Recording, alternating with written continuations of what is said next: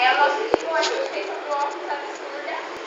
E a gente usou um ambiente natural, porque o óculos, a gente pensou no Rio de Janeiro, porque no Rio de Janeiro faz muito calor, então é praticamente uma necessidade você usar o óculos lá.